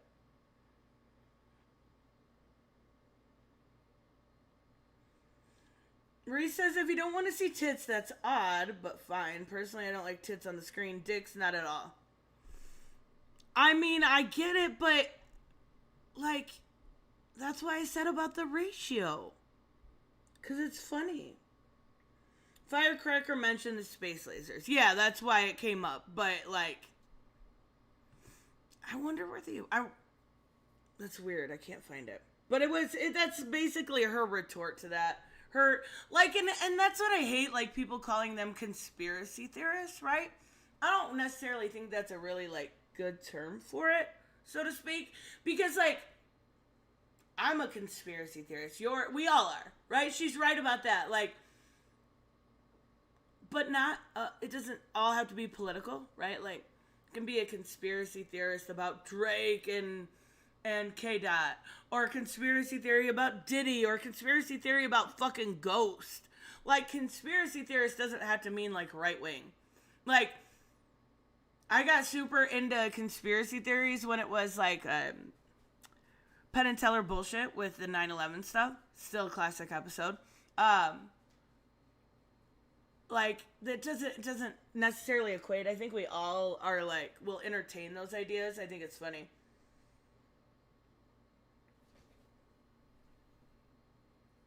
You got that ratio from me, jerk. I know, and it's mine.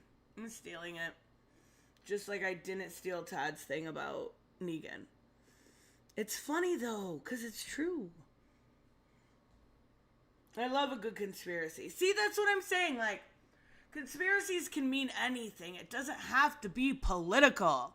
It doesn't have to be. And I love, like, stupid-ass TikToks that are like, did you know this place in France had 7 people murdered, but blah, blah, blah. Like, the dumbest shit. And I'm like, all conspiratorial about it. I love it. It led to a major showdown between the characters. Hold on, I didn't even let that play for a second, but I saw this. That is not a conspiracy theory, Spiffy. That is a fact. Epstein did not off himself.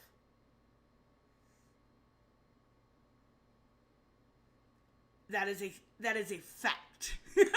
Come on. I know it's not like an absolute fact, but I mean, Clintons. I'm just saying. Plastic lettuce. I've seen that one too.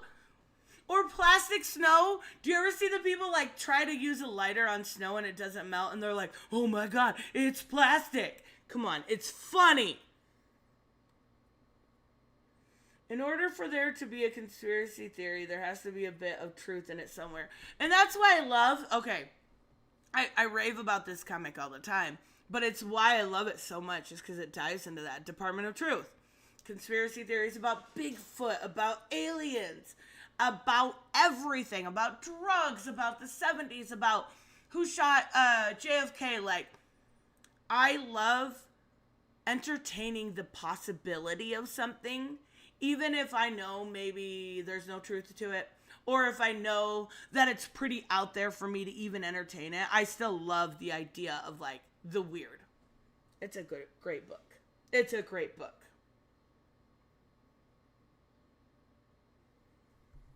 Doesn't happen here, and a large chunk of the evening is mainly devoted to Huey being tortured by Tech Knight and Ashley. Even if it's largely things like feet tickling and stuff like that. Other bad stuff, you know. Okay, so it's absolutely torture, right? We can all agree that tickling is fucking torture.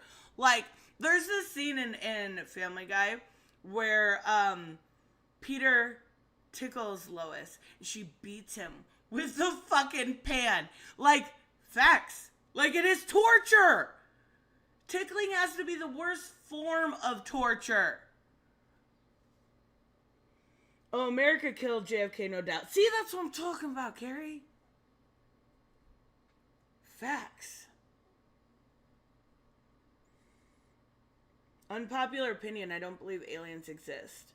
At the very least, if they do... See, we need to do a whole stream about conspiracy theories. I think it would be so fun, because I do like this stuff.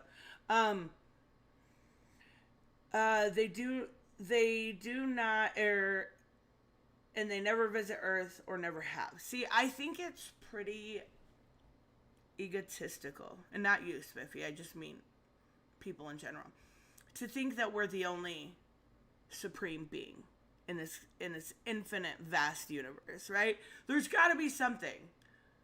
Like, I just can't believe that there's nothing. And that's also why I don't truly call myself, like, I'm more agnostic than atheist, because I don't have those answers. Because, like, I do love learning about the Bible and the different conspiracies and history behind it. But I don't necessarily know that I believe it either, if that makes sense. Tickling is fun. Tickling is fucking torture. Fucking torture. There's nothing worse. Okay, there's a lot of things that are worse. But, like, it's not cute. It's not funny. Don't tickle someone. Can't even write it here. It's still SA. And the show at least pauses to take a breath. Wait, what did he say? What did he miss here? He is being tortured by, even if largely the things are feet tickling and cape farting, then the threat of Tech Knight doing something so bad to Huey. I can't even write it here. Oh, wait, what? It's still SA. It is. But it wasn't, you could still write it there. Stop with the dramatics. What he threatened to do was cut a hole in him and fuck it. That was what he threatened to do. That was it. Why can't you write it there? It's Forbes. They're not going to censor you saying Tech Knight threatened Huey with a scalpel and was going to cut a hole in his tummy tum and fuck it. Okay. That was super dramatic.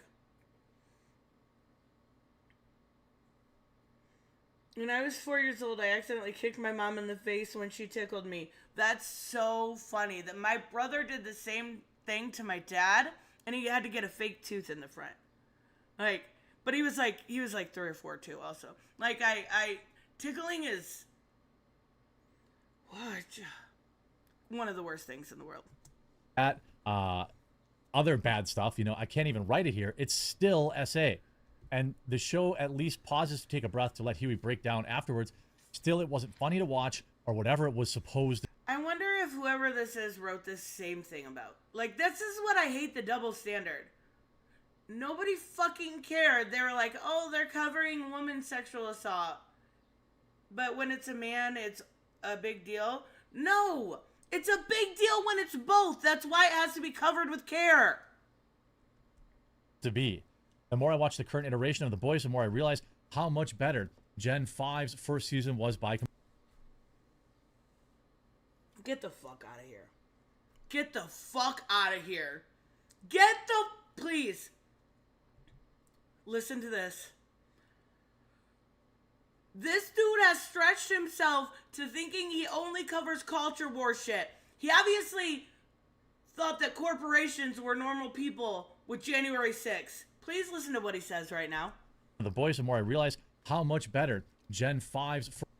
What the fuck is Gen 5? What the I hate this guy. Hate's a strong word, but, like, this can't be real. He has legit... This would be like me covering Star Wars in a serious sense. He has no idea what he's talking about. What is Gen 5? Oh, you mean Gen V? That's not a 5. It's a V. I get you thought you were doing something there, but V's the drug. Oh my God. Oh my God. Hooded said, I did not have sexual relations with that tum-tum. He did not get a chance. He would have, though. He would have totally hit that tum-tum. Oh my God. Roman numerals. It's not a Roman numeral. It's a V.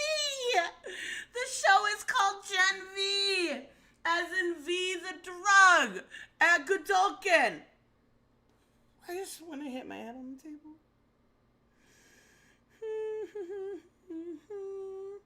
So he's literally just looking for something to be offended at. He's not even watching the show. He's not even watching the show. And I do agree. Gen V is incredible. Absolutely better than The Boys. Well, not The Boys as a whole, the new season. The hypocrisy is why they're failing. Straight dudes won't stick around long if all they're seeing is Wing and no Kitty. Facts. That's why I said the ratio. Remember I came up with that first? Just saying. I can only handle so much stupid. Well, Gen 5's first season was really good. I mean, it had, Homemaker cameo, and it had a cameo from Bloodruth, and it had a cameo from Starlight, whatever. God. First season was by comparison. That show has plenty of stuff, but it's not the main, plenty of spicy stuff, but it's not the main focus. It also has a coherent storyline and characters you want to root for. If The Boys ever had that, it's now turned them into a beat down Huey and a powerless Starlight. He can't say the word abused. Is that a naughty word on YouTube, maybe? I don't know. It had an abused Huey and a powerless Starlight. These are, you guys, are we not allowed to, this is what's so frustrating about Culture Warriors. Is that you can't tell stories of redemption, about abuse, about growth, you need to be able to tell these stories, right? They don't want to marry Sue,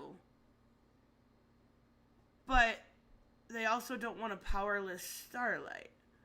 But that's part of her story arc. She has to come to terms with her identity between Annie January and between Starlight. She's having like a crisis of identity. So her being powerless is all due to emotional overload.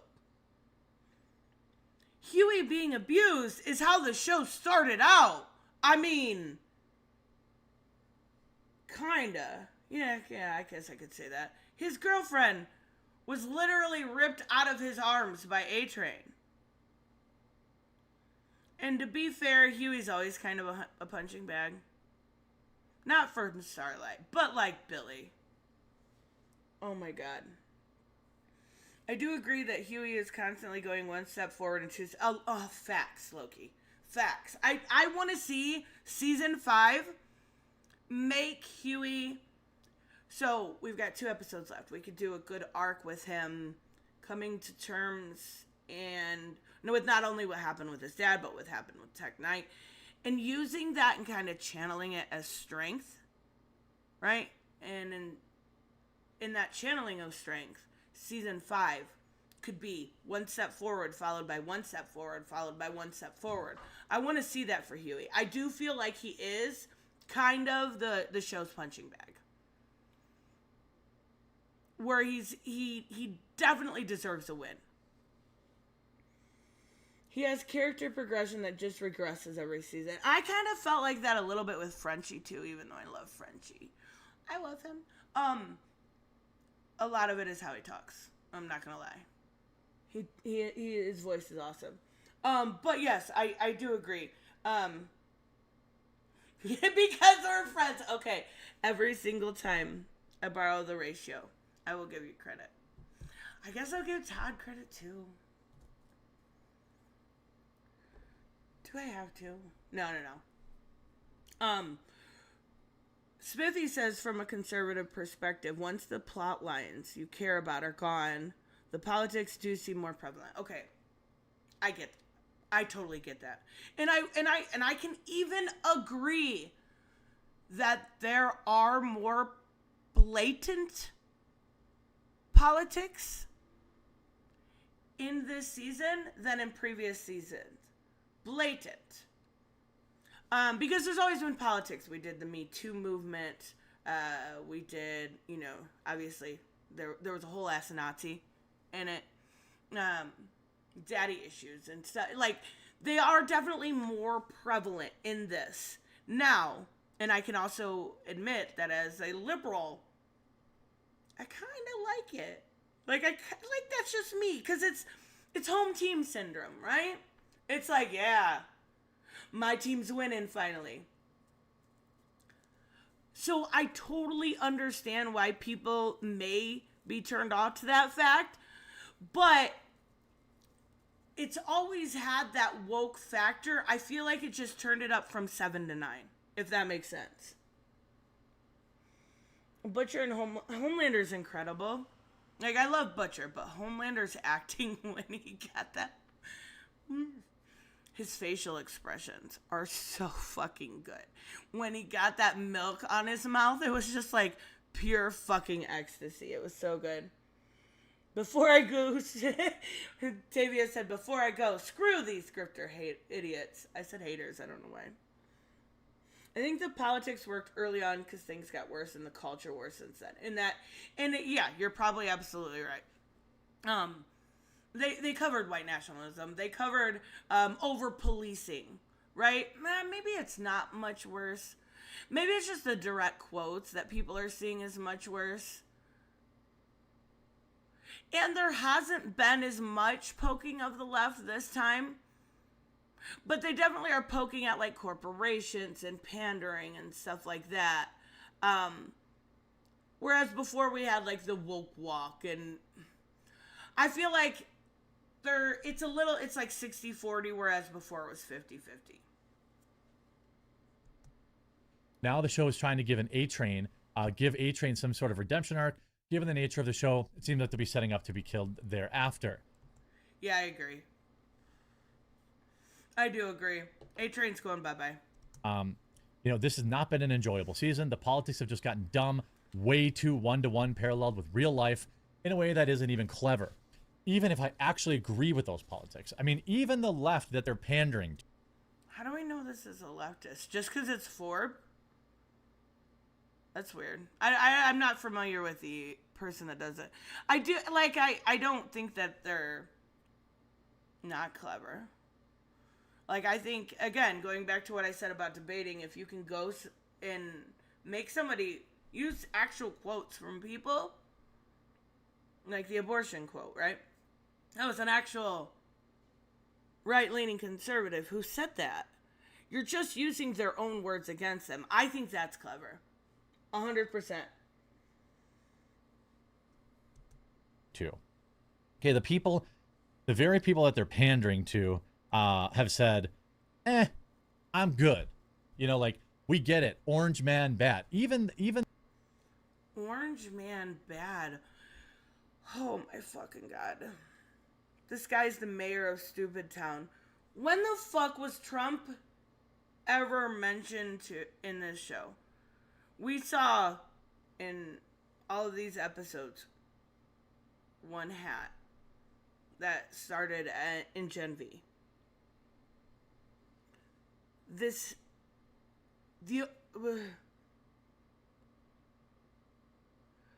I'm lost with stupidity here. It's got nothing to do with Orange Man Bad. The storyline in the beginning where he kills somebody in broad daylight used Trump's own words. Again, maybe what? I don't understand this. So somebody answer this for me. Why do people cover things they don't give a fuck about? Like, why do people cover things they don't watch or enjoy or care about? And that's the thing. He doesn't care about the boys. He cares about the culture war. Which is, in my mind, doesn't make sense.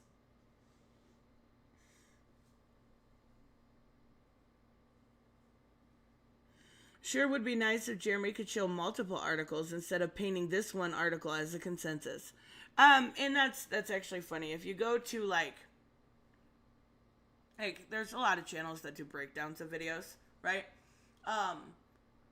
Go to their comment section if you want more of a consensus, or go to use different things, because there's like a lot of people that are like really rooting this show on. Really, the only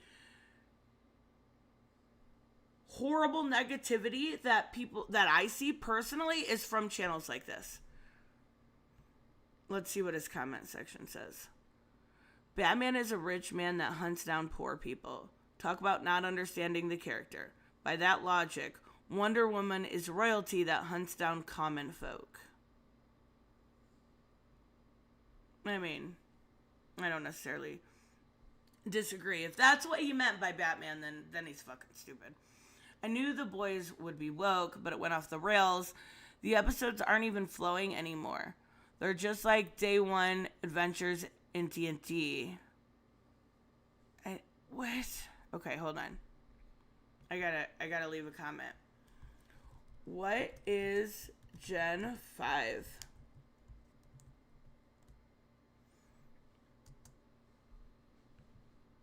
That bothers me. It's so stupid. New DCA. What the fuck is DCA? Oh, DC Absolute stuff? Is that what you mean?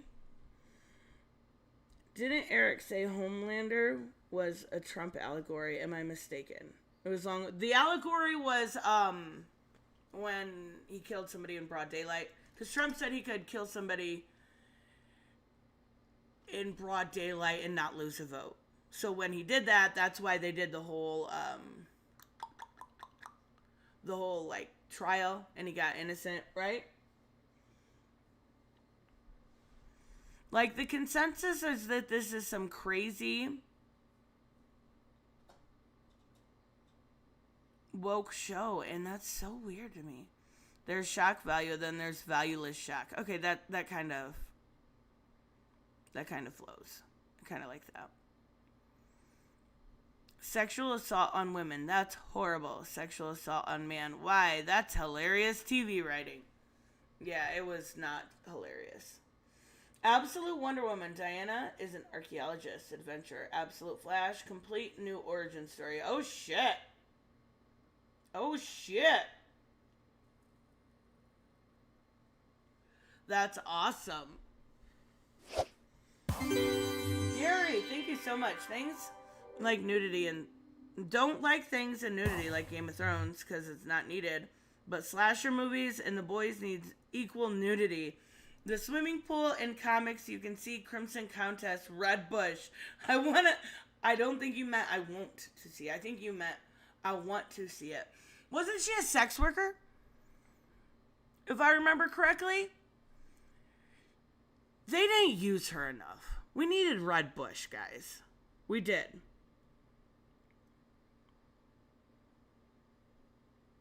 We did. Alright, guys, I'm gonna wrap up. That was super fun, though. I love talking about the boys. It's so good. You said more. Okay, I'll check them out. Oh, wait, above. I don't know. Oh, Batman is working class. Superman, oh, how original. Is more alien than human. Okay, that I like. That I definitely like. Batman is working class. Oh my god, all you did was take away his money? Fucking epic. Stupid.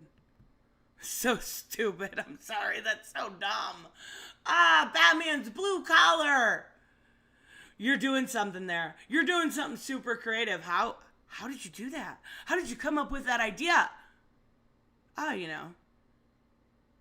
it's everybody's idea ever. Oh, okay. Okay. Fucking stupid. Wait, what? What? Smithy, what did I miss? Peace out, Girl Scouts. Oh, shit, we forgot about Agatha. Tomorrow. All right, guys.